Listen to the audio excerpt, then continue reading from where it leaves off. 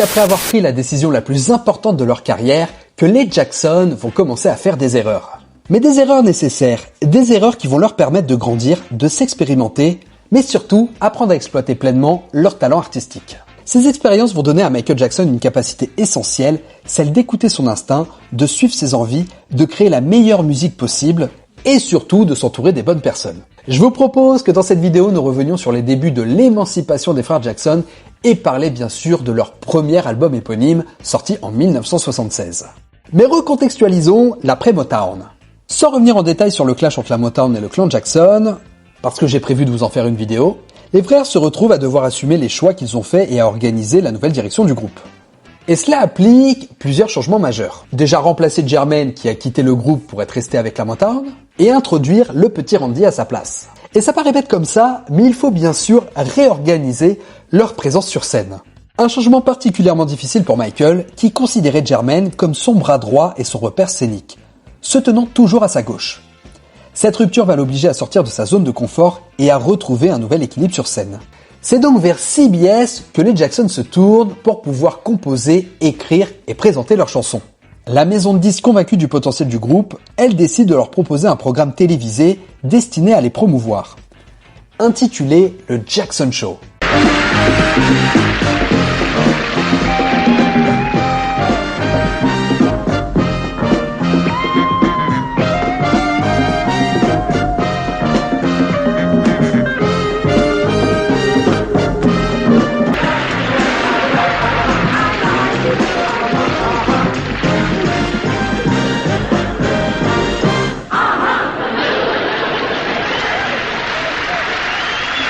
Le concept mêle prestations scéniques et sketch humoristique, mais très vite, les conditions de production vont devenir problématiques.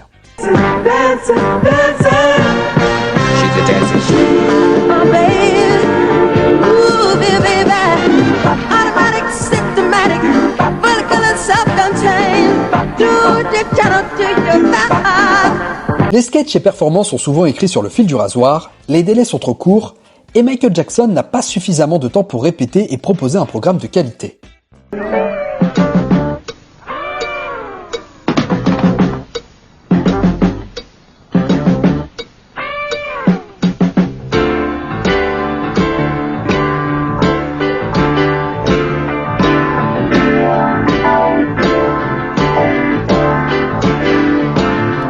Cependant, de leur côté, Joe Jackson, qui est toujours le manager du groupe, et les frères de Michael sont enthousiastes et emballés à l'idée de faire un tel programme.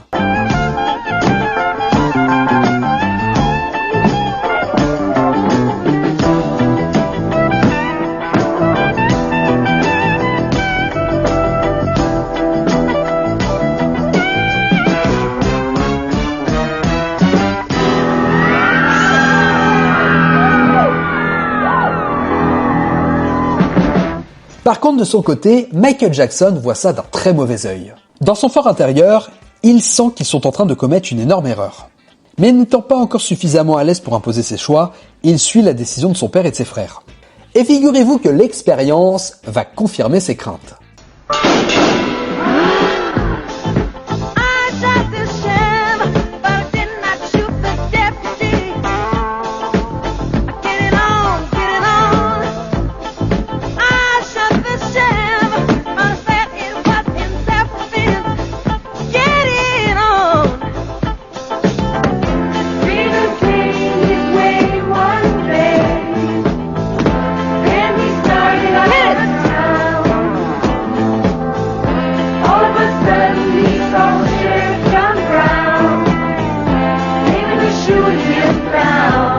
Il sent qu'au travers de ce programme, ils sont en train d'écorner leur image et perdent de la crédibilité en tant qu'artistes, interprètes sérieux.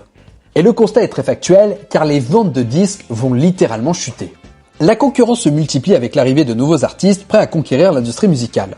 Et au-delà des ventes de disques, même les concerts vont en pâtir. Les salles se retrouvent parfois à moitié pleines, générant de grandes frustrations sur scène. C'est alors que Michael Jackson comprend quelque chose de fondamental, c'est qu'aujourd'hui le public ne les prend plus du tout au sérieux. Il a le sentiment d'être enfermé dans une forêt d'épines, tourné éternellement en ridicule avec une image de rigolo qui lui colle désormais à la peau. L'image de Michael Jackson n'est plus associée à la musique de qualité, mais au divertissement léger. Donc Michael a compris, il faut arrêter ça, il faut redorer le nom des Jackson. Il faut rappeler au public que ce sont avant tout des musiciens et certainement pas des comiques.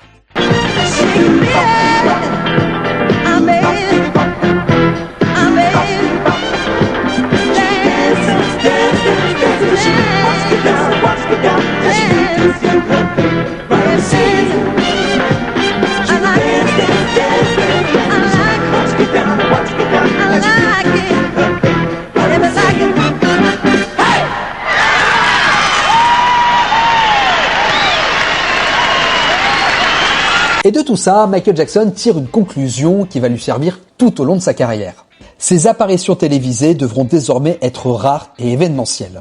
C'est notamment pour cette raison qu'il aura énormément de mal à accepter auprès de Berry Gordy d'apparaître pour le Motown 25. Bien sûr, il va finir par accepter sous l'insistance de ce dernier, et la suite, vous la connaissez, j'en parle dans ma vidéo sur Victory et ma vidéo sur Billie Jean. Mais au-delà de ces aspects négatifs, le Jackson Show va quand même offrir quelque chose de positif pour le groupe. Car derrière leur écran de télévision, deux producteurs observent attentivement les Jackson et nourrissent une ambition très claire, leur écrire et produire un album entier. Il s'agit de Leon Huff et Kenneth Gimble, producteurs emblématiques des années 70. C'est eux qui fondent le label Philadelphia International Records, considéré à l'époque comme le successeur spirituel de la Motown. Et donc Huff et Gimble se mettent directement au travail et commencent à écrire et composer des maquettes qu'ils veulent pouvoir proposer aux frères Jackson. Joe Jackson va être leur premier interlocuteur. Les producteurs vont chercher à le rassurer, lui expliquant qu'ils ont parfaitement cerné la fibre artistique de ses fils et qu'ils sont les mieux placés pour produire ce premier album. C'est ainsi que les producteurs vont rejoindre les frères Jackson dans leur chambre d'hôtel pour leur présenter les différents morceaux qu'ils ont écrits et composés pour eux, et en réalité il y avait matière non pas à proposer un seul, mais bien deux albums. De leur côté, les frères Jackson profitent de cette rencontre pour leur proposer également leurs propres maquettes sur lesquelles ils avaient travaillé lorsqu'ils étaient au domicile familial. Un accord va vite être trouvé entre les producteurs et les frères Jackson, cependant, ils imposent leurs conditions. Ils veulent pouvoir intégrer au moins 2 compositions originales des frères. Le projet est donc enfin lancé et tout le monde va se mettre au travail. Michael va passer des journées entières à observer Gimble et Huff composer, écrire et travailler les mélodies. Et c'est là qu'il va comprendre quelque chose d'essentiel, c'est que le plus important dans la musique, c'est la mélodie. En regardant Leon Huff composer au piano pendant que Gimble posait les lyrics, est pour lui une révélation. Il dira d'ailleurs plus tard que regarder Gimble et Huff travailler permettait de comprendre toute l'anatomie d'une chanson. C'est ainsi que les frères Jackson s'envolent à Philadelphie pour enregistrer leur premier album qu'ils intitulent sobrement The Jackson. Album qui verra le jour en novembre 1976.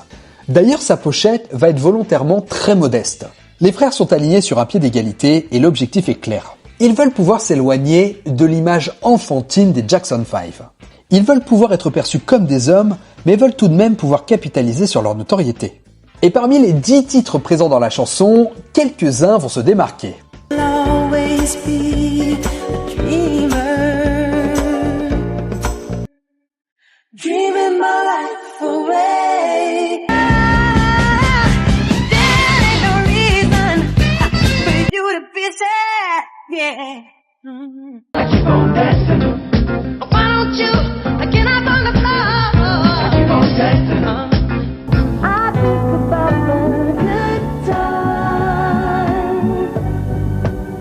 Nothing but the good times.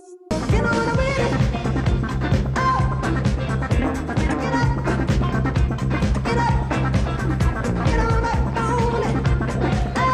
Notamment celui qui ouvre l'album Enjoy Yourself.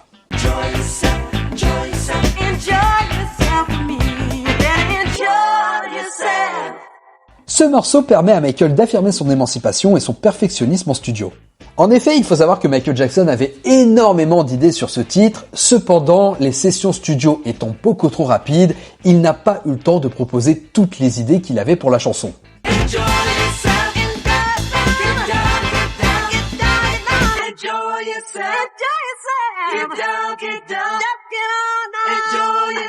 Elle va être présentée en exclusivité lors du Sonny & Cher Show sur CBS, puis à nouveau sur le Jackson Show.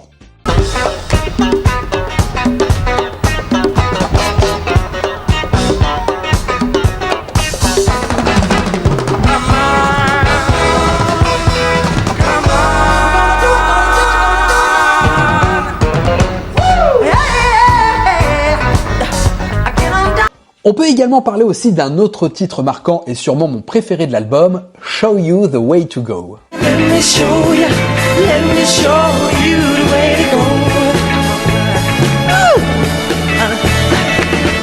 Michael Jackson décrit le morceau comme le plus plaisant à travailler.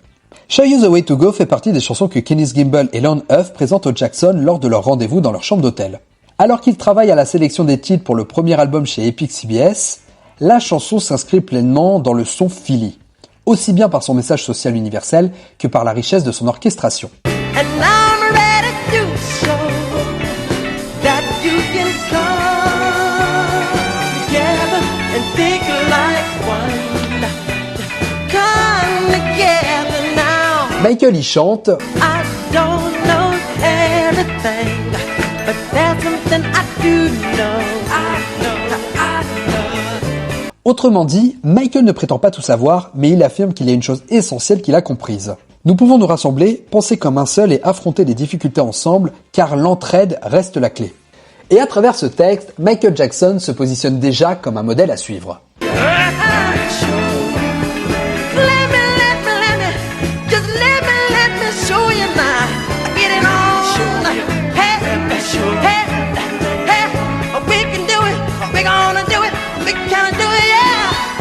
Incarnant une conscience d'un monde réel et concret, loin des utopies parfois irréalistes que proposait encore la Motown à cette époque. Les valeurs portées ici sont nouvelles dans le registre du groupe et marquent une évolution claire dans leur discours artistique. Et pendant la conception de la chanson en studio, Michael Jackson continue d'observer Leon Huff et Kenneth Gimble. Celui-ci affectionne tout particulièrement Show You the Way to Go car le morceau traduit clairement la volonté de CBS de mettre en avant les voix du groupe, et il faut dire que dans cette chanson, les harmonies sont d'une très grande richesse. Les Jackson vont d'ailleurs interpréter le morceau lors du jubilé d'argent de la reine Elisabeth II au King's Hall de Glasgow, alors que le single est déjà dans les bacs au Royaume-Uni en mai 1977. Et Show You the Way to Go va d'ailleurs devenir leur premier numéro 1 en Europe. Le single restant plusieurs semaines en tête des classements britanniques jusqu'à atteindre la première place le 25 juin 1977. En fait, ce que j'aime dans cette chanson, c'est que Michael Jackson explore pleinement sa voix, avec une grande maturité et un message d'exemplarité. Et il faut dire une chose, le voir jouer cette chanson sur scène avec l'engouement du public, c'est juste incroyable.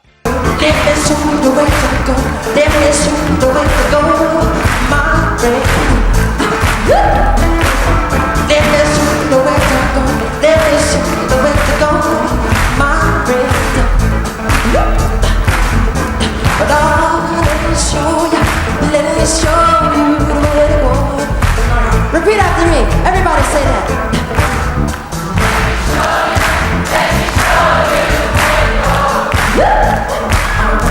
Give it to me a little loud.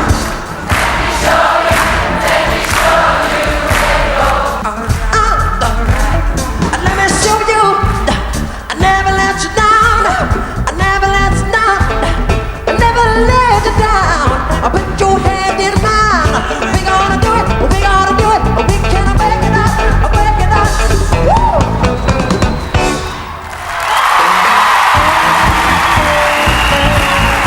Et comme je vous le disais précédemment, l'album va également proposer 2 compositions des frères, les premières à être éditées sur support physique.